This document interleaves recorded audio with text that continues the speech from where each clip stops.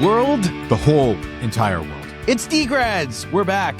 Hey. Your favorite Degrassi rewatch podcast with your hosts, Shane Kipple, Gavin Spinner-Mason, and that guy, Mike Lobel, a.k.a. Jay Hogart. On this episode of DeGrads, we are talking territorial friendships. We're also talking about how Shane is breaking all of his New Year's Eve resolutions. And we're also going to let you guys know how to know if you are being friend-zoned, just like Toby. How's it going, buddy? Everything is good with me, man. Everything is good, except I've broken the New Year's resolution so early into it. What? Starting to, eat better, because every week now that we're doing the video podcast on Patreon, I'm just seeing my face getting wider and rounder. Yeah, it's not great. Don't blame it on the Patreon. Just want to bring up the fact that you can be watching us right now if you subscribe to our Patreon. We do a full video podcast there. That was my most subtle, shameless self-promotion over there. Yeah. Well, wait, hold on. So what are you eating? You tell me, what is worth breaking this diet for? Listen, you would think it would be just one, special thing. It's not. It's anything. Like, I stay away.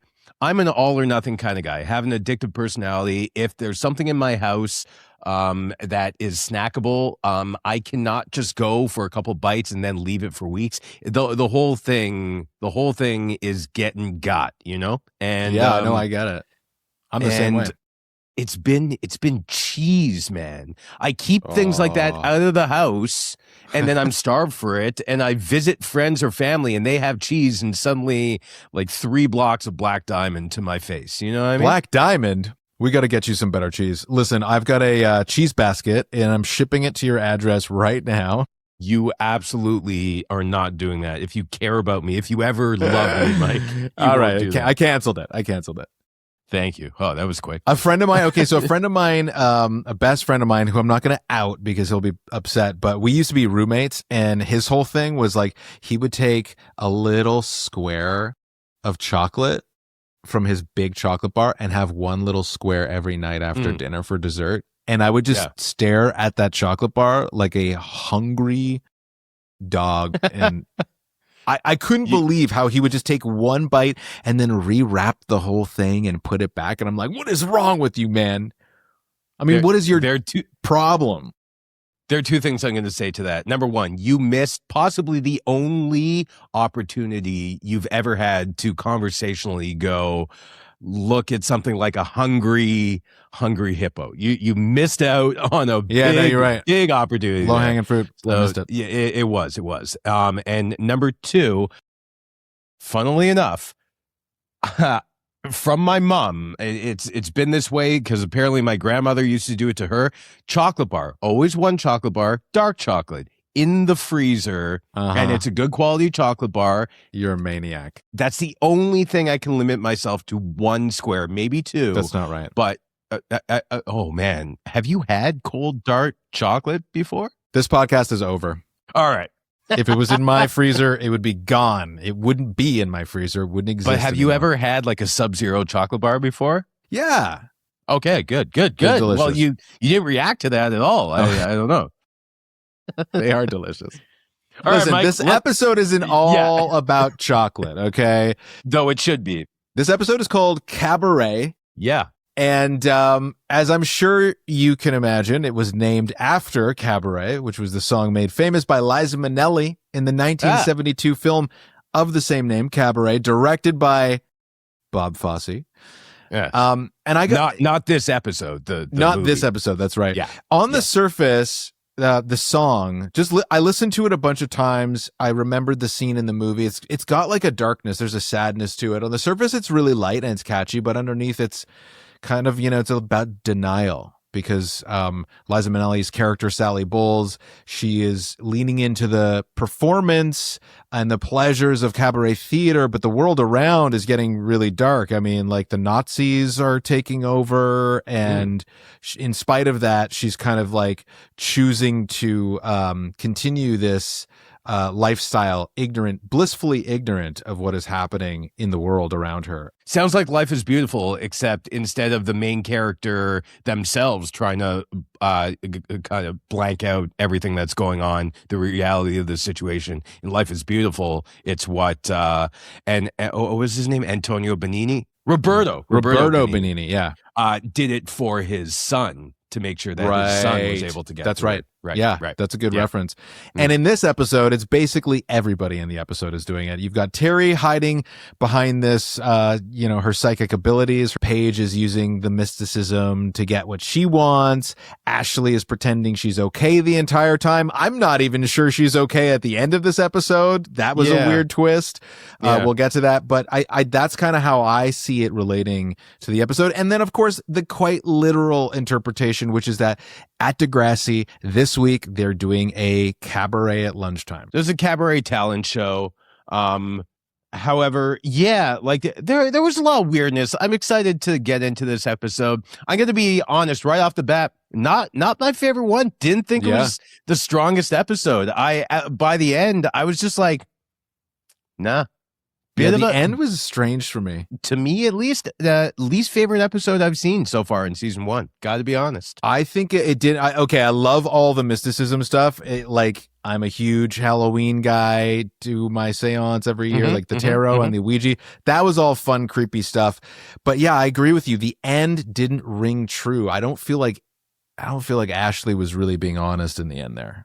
I thought the whole episode, I'm not just talking about the end. I thought the whole thing was a little thin, a little hollow, but let's get into it. This episode came out on February 12th, 2002.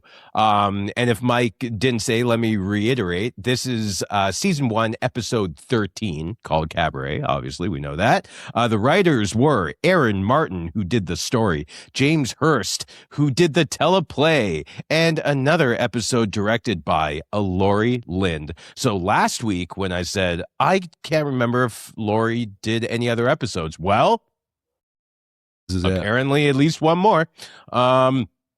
February 12th, 2002 was 23 years ago and 11 months exactly as we record this on January 12th, 2026. I don't feel younger. No, neither do I. That's not the point of this segment. The top songs were, I'm getting so sick of this now, still in the US, Usher with You Got It Bad, Enrique in the UK with Hero. I'll never get sick of that though. The top-rated show of this week was the opening ceremonies of the 2002 Salt Lake City Winter Olympics. 45.56 million people in the U.S. watched that opening ceremony. Go Canada. The U.S. finished third for golds and second for overall medals when they hosted the event. What do you say? Honorable mentions to CSI Friends, ER, and Everybody Loves Raymond. And in the box office, the topper is John Q with Denzel. Wow. Got to get that heart transplant. Collateral Damage, Schwarzenegger, number 2. A Beautiful Mind, number 3. Big Fat Liar, which I don't know anything about, comes in at number 4. And Return to Neverland, number 5. Oh, and wow. now that's still on my movies to see list. I better hurry up on that list. Return to Neverland. We open on Ashley at the piano while Terry's deep in a website about mystical oracles, tarot, spells, witchy vibes. This is Terry's presentation topic for her class presentation. And honestly, girl after my own heart, Ashley starts singing their cabaret song. It's meant to be a duet, but Terry, she's not really feeling the tune. She's not vibing with the tune. No. By the end of that first scene, Terry gives a look like it was reminiscent of the week before where like Manny finally got to her breaking point with Emma. It looks like Terry is about to start, you know? Yeah. And does she ever? We are in class. And Liberty is hyping a lunchtime cabaret event over the school broadcast on those old CRT television screens that we all had. And does the snazzy top hat flip. Love her outfit in this one. She's killing it with the outfits. The cowboy boots to a tuxedo. Heck yes, I'm here for it. Terry tells Paige she doesn't like Ashley's song. Well, Paige immediately suggests turning the duo into a trio to, quote, jazz it up. But before anything can happen, Radich walks in and starts class. Mood killer. And Paige also comes out with another Heather Sinclair line. That's right. Heather Sinclair's Highland sword dance. More embarrassing than Heather Sinclair's Highland sword dance. So is this like Highlander, or is this like the Scottish Highlands? Like what would this be in your opinion, Mike? Yeah, I'm picturing tartan and kilts, and I think, but aren't they kind of the same thing? Isn't Highlander like a Scottish themed? Yeah, you're absolutely right. Yeah, guy? Yeah. Is he a hero? Yeah. He's not a hero. Is he a think hero? Well, he's a hero that transcends time, I think. Yeah. Unless his head or his counterpart's head gets chopped off. That's the only way to kill a Highlander, by the way. You've done your research. Ashley is pumped about the cabaret. But Terry lies straight to her face and says she's into it. Which she is most certainly not. Don't lie, kids. Lying is bad. Meanwhile, Emma and Manny are trying to sell Sean on Emma's animal conservation dance. He'd play the hunter. They are the panthers. He is not interested. Hard pass. What upset me about this is when Emma and Manny were trying to make the case, they were like, yeah, we're, black leotards, we're wearing black like panthers to honor the school team. Yet the school team is not the Black Panther. That's right. It's the blue and gold Panthers. The sand color. Right, exactly. Yeah. So really, who are you honoring? Did we have the branding worked out completely at this point in the show? I don't know. We're still in the original credits where Paige... In later credits, Paige is being lifted up as the head cheerleader, wearing a Degrassi Panthers outfit. Yeah, we might not have. Yeah, it's a good Well, do you point. remember back to Basketball Diaries? What were the colors on the court? They were probably blue. I think they were the Degrassi Panther colors that we used the whole way through. Somebody check on that. Andy?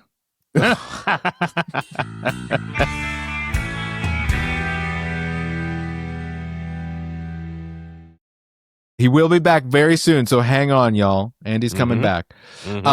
Okay, after the bell, Emma's very upset until Toby overhears and volunteers. Emma is thrilled. Toby shrugs. Hey, I do what I can. Shooting the shot again. Yeah, sweet, doomed Toby energy. Can't wait till he discovers what he's really signed up for over here. Oh, I feel so bad for Toby at this point. He just can't catch a break with Emma. No.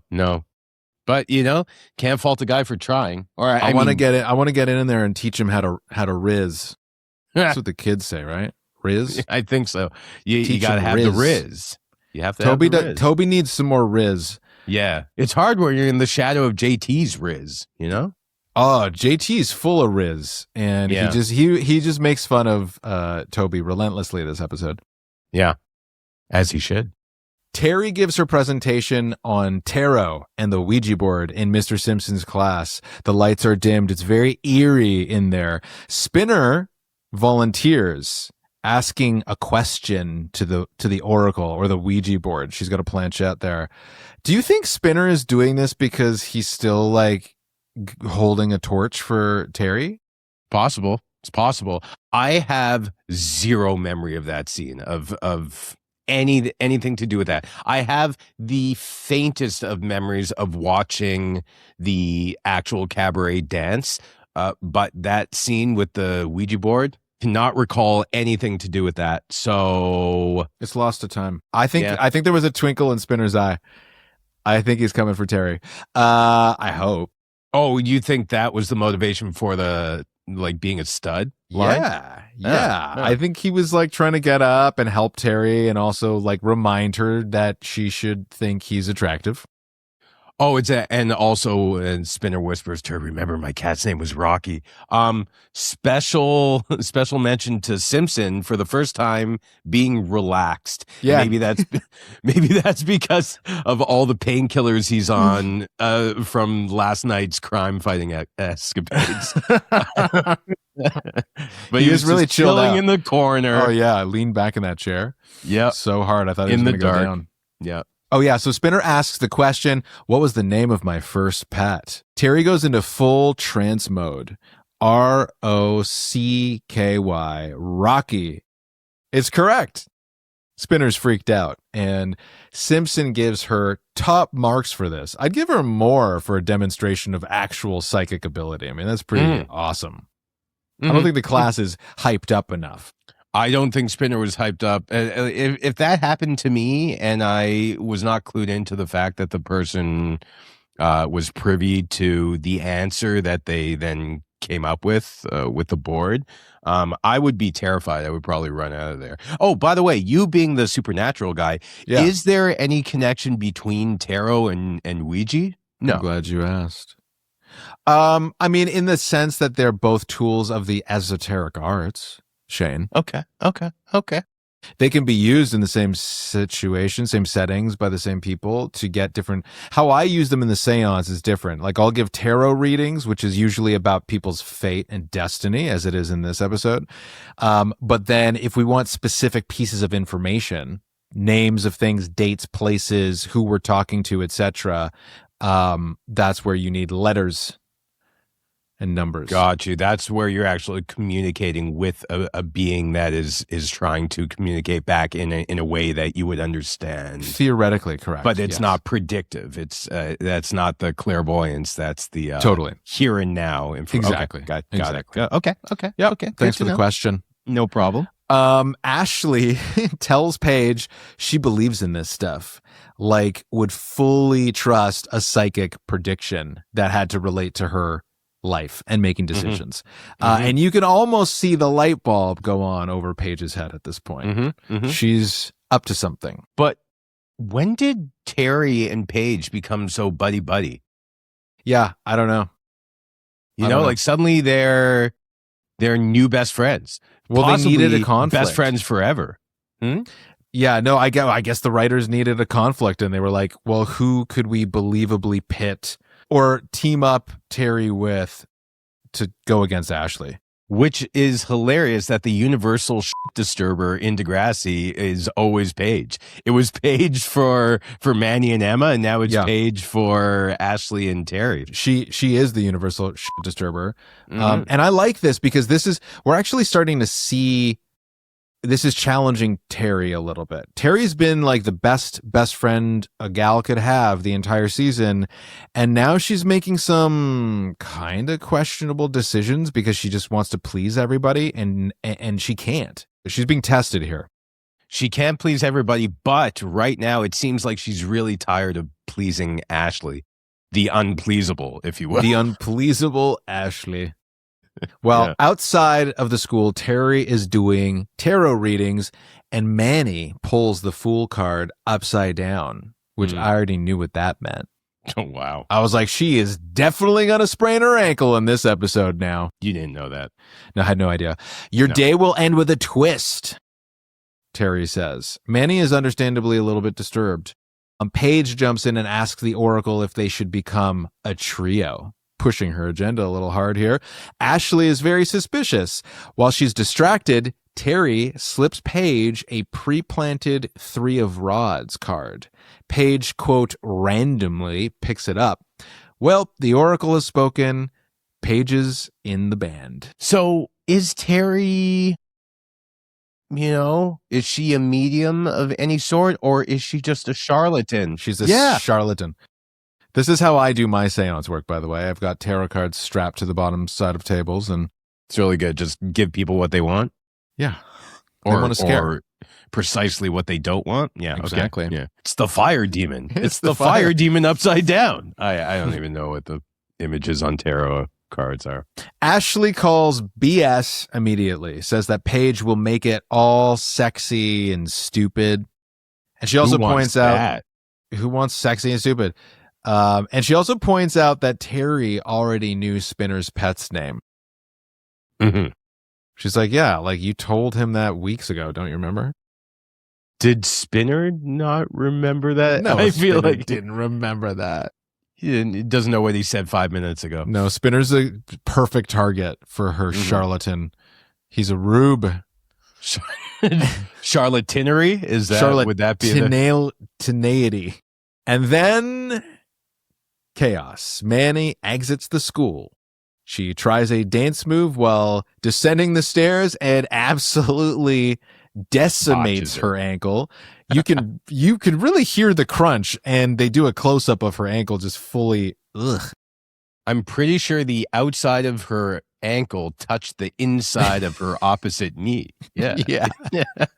It was gnarly. Now it just sounds like a bowl of cornflakes. Yep, as she walks. Well, she can't dance. Ashley connects the dots. The Oracle must have predicted this. So Paige is now vindicated, and so Ashley allows her into the band. I actually really like this story. Like this part of it, it's kind of fun and silly and like dealing with mystical things and fate. I like it.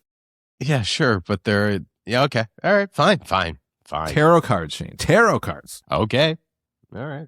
Paige suggests, this is the best. Paige suggests that the name of the band should be her name, Paige Michaelchuk, and the Sex Kittens. That would basically be like the equivalent of naming your band Spinner Mason and the Stud Muffins. Yeah.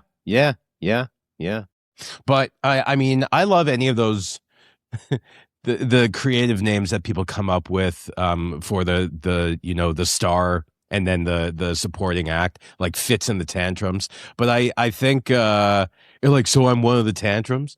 But Nathaniel Ratliff and the Night Sweats. That one is that's so pretty good. I'm a night sweat. Yeah, well, I like that.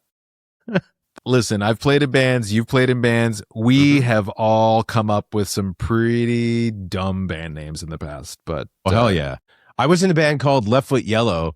My buddy and I, who Twister? were in the band, yes, we were playing a game of Twister. We were looking for band names. We were drunk one night. We're playing Twister. Left Foot Yellow, and we both put our left feet on yellow, and then we looked at each other like in this. Bro, yeah, Wild Stallions. Like, what about Left Foot Yellow? Oh yeah, that's way better. No. And what was it before? It wasn't Spinner anything Mason yet. And the Studley Stutters. It was Shane Kipple and the Ass Sweats. All right. Emma, okay. Sorry. Radich walks into class. Nobody agrees that the band should be called Paige Michaelchuk and the Sex Kittens. Moving on. Emma tries to train Toby as the new lead dancer. How's this gonna go? He panics.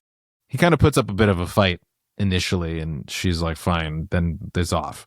But wait, then it's on again, because classic Toby Whiplash, he actually agrees to do it. Yeah, but he couldn't let her walk away disappointed with him. Then it's his fault. It's not even Manny's fault for getting hurt. It's his fault for not taking up the mantle, you know? And honestly, man, like this is how friend zone happens. This is the slippery slope into friend zone. I got you. Yeah. Oh, yeah, okay. Oh, you need someone to talk to? Yeah, whatever you need. You can cry on my shoulder. That's why no boyfriend ever will just be cool with the friend zone guy, because that's what he's there for, girls. That's what he's there for. Don't lie to yourself. Don't lie to us. You know exactly what's going on there. I fully back that 100%. Break in case of fight. That's what that is. Been there, done that. We'll never do it again. Yeah, multiple times.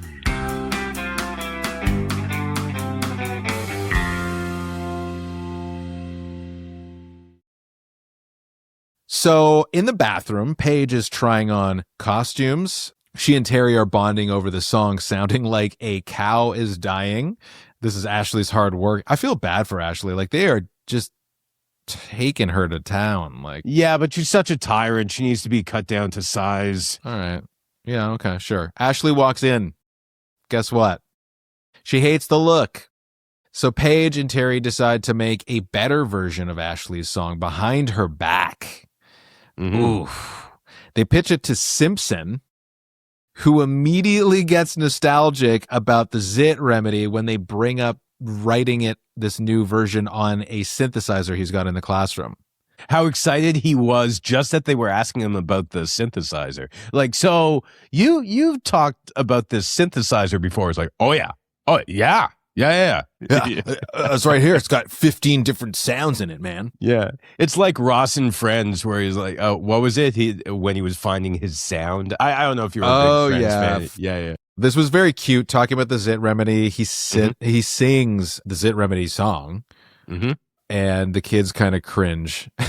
Of course, they give him the look of like what I feel my kids will give to me when I play them music I listened to when I was their age. Totally. And those are the, ugh. Dad, I hate Incubus. Listen to the drums. Yeah. Listen to that splash cymbal. Listen to this breakdown. Oh my God, what's a breakdown? They don't even do those anymore. And it's true. Listen to this guitar solo. Yeah, it's totally like us being like, I don't want a guitar solo. Yeah. Guitar solos are lame. Just FYI there, we like guitar solos became really unfashionable while we were growing up. They just Yeah. Post grunge, there was no guitar solos. Yeah, when they grunge just called it like it was the cock rock era where it was just guys up there. I think like That's Metallica was pretty much the last band standing when it came to Kirk Hammett, just beautifully tying those that second chorus in with the final chorus, you know? Yep. Now kids just like, what? Yeah. Skibbity toilet. Rehearsal. We are in rehearsal now, and Emma is mid-interpretive dance. Toby is missing literally every cue. He jumps onto stage, flings himself onto stage dangerously. Eventually, he bumps heads with Emma, and she's just not having it. JT is cracking jokes all the while, but Emma quits the session, and she leaves. Leaving Toby once again, going like, what am I doing? What am I doing here? And leaving us going, Toby, move on, buddy. Chivalry is not dead. It is interpretive dance. I wish with the soundtrack for that dance that they would have turned and just seen like 2 or 3 massage tables set up and people get that's what that sounded like. It was You're right. It was a sounds spa, of the jungle, music. Sounds of the ocean, whatever it is. Totally. Yeah. I liked it for one. I thought the dance was great. Meanwhile, Simpson is dropping a shockingly good retro disco beat, and Paige and Terry start singing Ashley's lyrics over it, freestyling. And it was like a pretty decent beat. Was it? It became one as he layered more and more things in. It started but they were off so rough. Excited right off the bat, much like, Jimmy's basketball music, where you're just like, okay. Another example of like, this was made for the show, so it's only as good as we made it, Fair. Okay. The girls loved it though. They're dancing and they're freestyling Ashley's lyrics over top of it. Well, guess who overhears and storms in? Ashley. She overhears from quite a ways away, too. There's a bit of a distance. Like, for her to just go right away without them singing at that point, like, that sounds like a rendition of my song. That was weird. Because she notices it before the lyrics. So she would just perceive it as music. Yeah. But somehow she kind of knows. Maybe she's psychic. Facts. This guy. Ashley storms in, accusing them of hijacking her song. Paige says the Oracle Paige, first of all, says that the song is way better, and Terry kind of agrees, although Terry's not trying to get in between them. These two heavyweights going at it. Terry is trying to kind of convince Ashley that, this is a better version of the song, but obviously Ashley is hurt. So Paige says that the Oracle should maybe decide which version of the song they should perform. And Ashley kind of agrees because she does buy into the Oracle at this point. She pulls a card, the High Priestess, which, by the way, I did know what this card meant. And Terry lies and says it means go with the new, which is The opposite of what it means. yeah. But Ashley doesn't know that. She's just pissed. She's furious. She storms out. She can't. But I think believe she's starting to clue in, I think, a little bit there, that every answer seems to be going Paige's way. exactly. Yeah. And She's smart. Ashley is very smart. she's smart, but also if she trusts in the cards, she trusts in the cards, she trusts in the process, and she said, like, who am I to argue with the oracles? If multiple signs are pointing you in the same direction, Yeah. couldn't that also just mean that the oracle is guiding you the way that it's meant to be guiding you? You know what I mean? Mm-hmm. Just because you get two things going in the opposite direction doesn't mean like, well, my whole belief system has to be restructured now. It's like, no, you just don't get your way, child. Yeah. Or Also, maybe do you see how Simpson tried to smooth it over and then just skips town right away? This is such a weird conversation, an argument for an adult to be mediating in, because they're talking about oracles and fate and cards and like, what do you say? Like, hey, well, no, he was just talking ask the about oracle. He was just talking about the song. It's like, oh, don't worry. He's like, Ashley, we have 2 tracks. We have the original. This is just a new one. We have them both. All right. So there's no problem. And then he's just like, all right. He gets the hell out of there. You kids go. He knows what's going to happen. Oh, yeah. He knows that he stepped in it, and he facilitated the stepping of it in, you know what I'm trying to say. Okay, so it's showtime. Right before the cabaret, Ashley shows up with receipts. She's got this printout that she's printed off of the internet, and she confronts Terry saying, I went home and I researched what the high priestess meant, and guess what? That ain't it. You lied. The high priestess actually means to stick with the original, not go with the new. Mm-hmm. Duh, I could have told you that. Terry admits, finally, that she lied because Ashley never listens to her ideas. Ain't that the truth? Yeah. But she gets right into it. I also am wondering, like, I should have asked this before, but why is Paige literally just born to stir things up? Because why, if she hated the music, she doesn't really get along with Ashley, why did she want to join their cabaret in the first place if she thought she could just do something so much better? Yeah, she could have just written her own song and she could have just written her. Exactly. But I do think Paige is maybe more of a tastemaker and less of a creator at this point. So she needed to remix Ashley's song. Yeah. She needed to sample Ashley's tune. That's right. She needs the raw material to work with. She would have done really well in the music industry today then. That's exactly true. She could have been an A&R executive. Yeah. Sorry, we're jaded folks. Okay, cabaret time. Liberty is hosting in her tuxedo and her top hat. What an awesome outfit. First up is Emma and Toby's dance called Endangered. It's a lot. Animal noises, awkward choreography. Manny shoots them with her crutch because she's immobile. The crowd is laughing. They are giggling. In fact, they are out of control, laughing at them, not with them at this point, until Sean stands up and he tells everybody to shut the heck up. And he's a pretty menacing figure in this moment. So they do. The entire school shuts up. And you can see Emma kind of like notice him do this, and it warms her heart. And Toby, who is making the biggest sacrifice to embarrass himself on stage for Emma, now has to tell her to get back to her performance because she's too busy swooning over Sean. Ugh. Yeah. Toby, who is basically making all of the same mistakes he did in rehearsal, by the way. He has not improved at all. No. Well, they didn't rehearse again. Emma true. kiboshed it. Yeah, there's no rehearsal. You could do that. That was the nice thing about grade school and high school. You could just not rehearse something and, Arguably, rehearsing made it worse.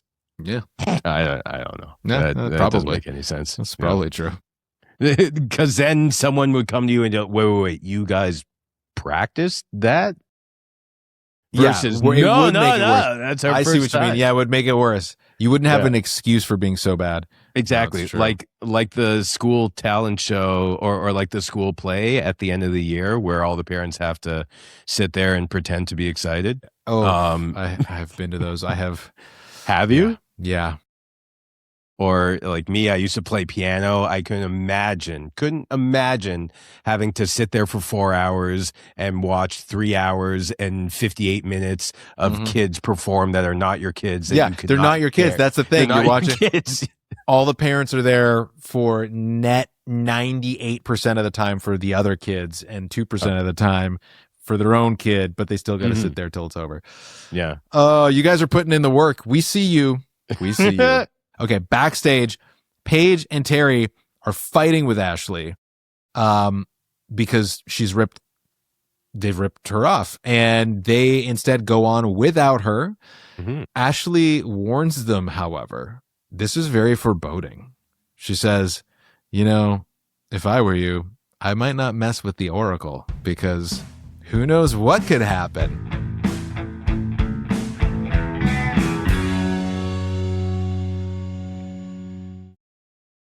This is like mob style manipulation here. Yeah. They go on anyway. And I thought something was going to happen. Am I alone here? I thought like some Carrie moment was going to happen or some piece of the scaffolding was going to fall down and knock somebody out. I really thought so. If it was going to be anything like Manny's mishap. Yeah. Yeah. I was waiting for an injury. Yeah. Instead, on stage, Paige and Terry absolutely crushed it.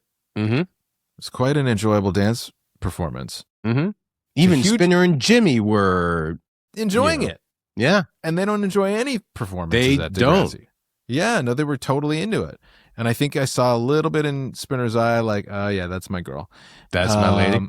Well, Ashley is backstage having conniption. Lurking, doing the Emma from last episode. Hey, now we're starting to notice a motif between the two episodes. So this is like a director style thing. Yes. Skulking. I can't read Ashley at the end of this episode. I have no freaking idea whether she wants to congratulate them for real or whether she is secretly planning on murdering them in their beds that night. I have no idea. You're talking about in the bathroom, the final scene? Yes. Yeah. Okay, we'll get there. Backstage, Toby is about to ask Emma out. He almost gets it out, dude, at this point. Yeah, no. When Sean swoops in, the knight in shining armor, Emma kisses Sean on the cheek because of what he says to the school. Toby sees this and he is gutted. Gutted. My heart. I'm sorry. My heart is with Toby.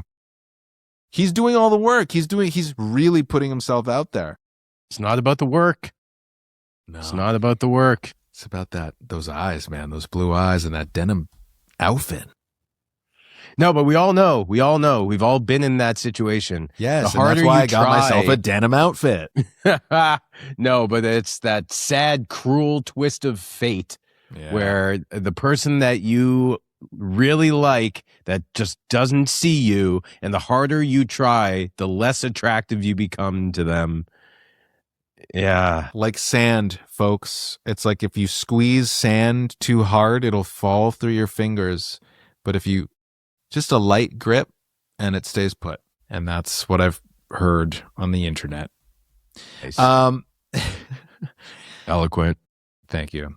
Finally, Ashley finds Paige and Terry in the bathroom, of course, because this is where all the showdowns happen with Paige and anybody else. Shocking. And surprisingly, Ashley compliments them. She completely does a 180. Terry wants Ashley back because I guess she buys this. I don't know. I'm not buying this. Like, I buy that she thinks it was good, but I don't buy that she's not completely hurt by what they did. Yeah, it's too much of a quick 180 just because unless it's back to like, okay, the Oracle obviously knew, but Ashley already debunked that by finding out that Terry's been lying to her to to help her and Paige get their way. So it couldn't be that suddenly is like, no. In this situation, obviously you were onto something. So was it just a complete ego death going like, hey, I thought I knew, and then you guys came in and made some changes and the crowd went wild. So could be. What do I know? You know? But like I feel like it producer. needed clarity. I feel like she should have said something more like, you know what? Yeah, like I thought about it and that actually was really good. And right, you know, let's put this in the past. Instead they do this all real sort of like quick 180. And all right, Ashley's back in the band, but we need a name. And then Paige suggests her stupid name. Except this time with a twist, she actually suggests the acronym PMS. And Ashley again is like, no, I hate that. And Terry's like, well, actually, I don't need the Oracle anymore to make a decision. She dumps the cards in the trash. They're done. Terry breaks the tie. She finally makes a choice. And she says, the band name is PMS because I like it, and it's 3 against 1. And then Ashley's like, okay, I'll get nothing out of this, and I'm happy to be back. Then nice big hug. Strange. Also, PMS is not the acronym, the proper acronym for that. You know, what is it's Paige. Well, it would be PMATSK. PMATSK. At the very least, PMSK, because Sex Kittens is not one word. But you know, we got to do like this is a parallel between the Zit remedy. This is like, is this going to be the new Zit remedy? PMS. And PMS is very, you know, we're getting our periods for the first time. We're learning what PMS is. And zits are, you know, like a hormonal thing. It's all hormones. We only do hormonal band names in Degrassi. Fine. I guess you keep trying to hammer that square peg into the circular hole. Eventually you just got to shave down those edges, right? And we freeze on the band name being PMS. In an episode that I still felt was a little lacking a certain je ne sais quoi. Yeah. I don't know. For me, I hear you. For me, it was a weird character journey there. I didn't quite buy it for Ashley at the end, but the spooky stuff more than made up for it. In fact, you could maybe call this somewhat close to a Halloween episode. You could dress it up as a Halloween episode. I found that the stakes were not high enough for the A plot for what we've come to expect for Degrassi standards, and therefore the super lightness of the B plot, and then the also kind of lightness of the A plot just made it feel like a bit of a filler episode to me. All right. TBH. All right. Shaney's hot take. Shaney's hot take. Well, listen, that about wraps it up for this episode. Let's get to some questions. We love hearing from you guys. We are reading all the emails and all of your Discord questions and comments. If you've got questions, you want to hit us up in email, you can send your emails to degradspodcast@gmail.com. If you want to join our Discord, DeGrads alumni.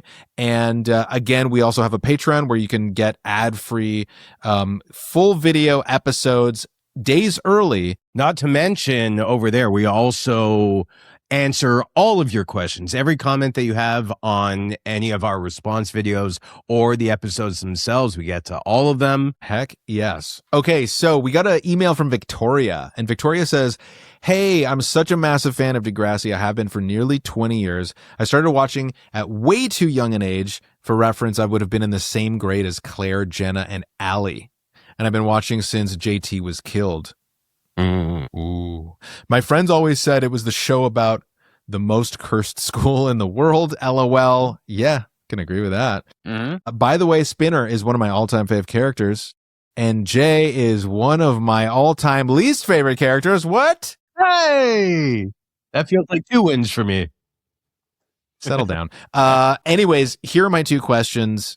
Can someone please tell me where I can watch the previous Degrassis, because I've never seen them and I've always wanted to. Also, can you talk about the many iterations of the opening credits theme song? Seeing the new one every season was one of my favorite things, and I have a favorite, but I want to hear about it from your perspectives. Thanks for doing this pod. I'm loving it. Victoria from NY. Thanks, Victoria. So Degrassi is available on a plethora of streaming services. I think it depends on the region that you're in.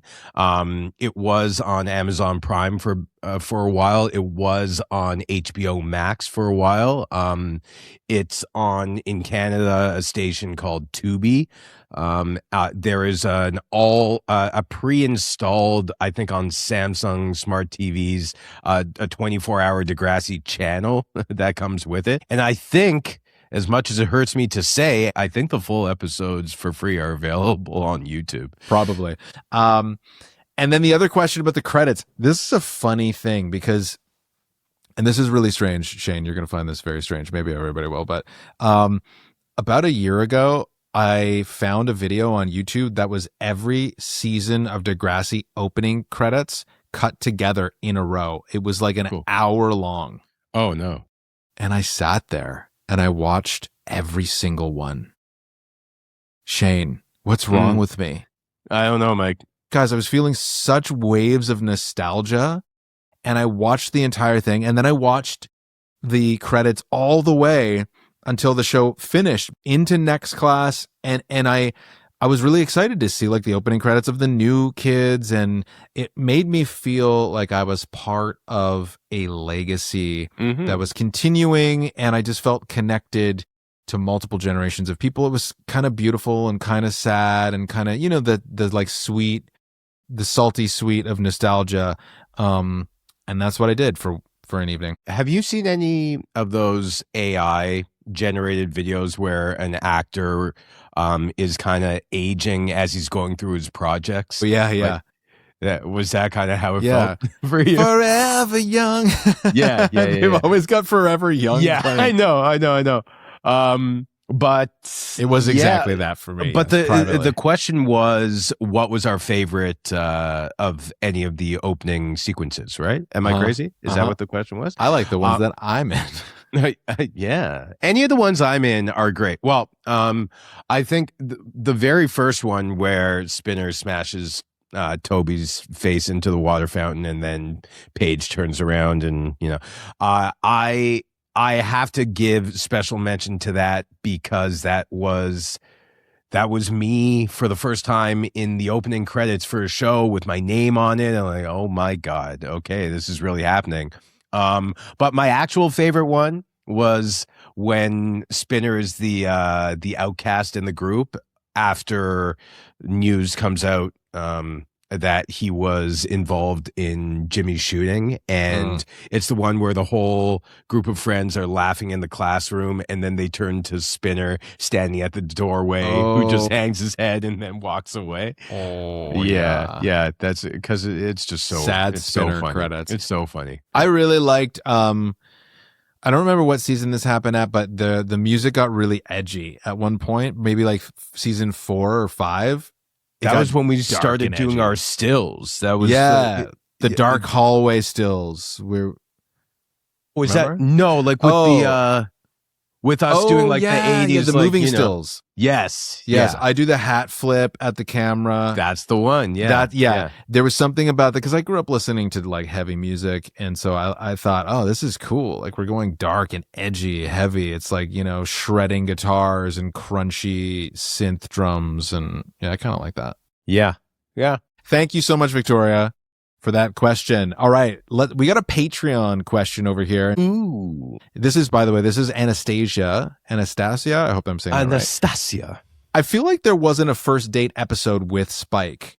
I think the first time we ever saw her with anyone else was with Shane at Lucy's party, and they made Emma that night. LOL. There wasn't any talking. They just went into a bedroom and ... That's because, so Anastasia is asking this or pointing this out to us because we were commenting on whether or not there was a callback in last episode with Spike talking about her first date, and how it was just verbal diarrhea and she couldn't, keep herself together and stuff like that. So, just a little corroboration here that, we didn't really see a first date with Spike. So interesting. But that being said, was there, even though she made, some sweet love to Shane and created Emma, was there not a time in that series that she then went out on a formal first date with somebody? Yeah, I don't know. Well, we are going to have to watch that after we do this. It's on the docket, man. But first, we need to finish season 1. We're almost there. Guys, we are so close. 15 episodes. We got a few to go. And we have some cool guests lined up for you, too, for the final 2 of the season. Yeah. That is true. Very excited to do some guest episodes. I guess that just about does it for us, Shane. It does. I hate this time. It's like the build up to a big event, to a wedding, to in my case, a bar mitzvah, maybe. And then like the night passes, and what do I do now for the rest of the week? You just shut down. You press the off switch. I guess. Well, this was fun. I had fun with you tonight, Mike. Not like last week. Yeah, no, last week was hard. I just want to remind the audience if you guys are enjoying this podcast, do us a huge favor.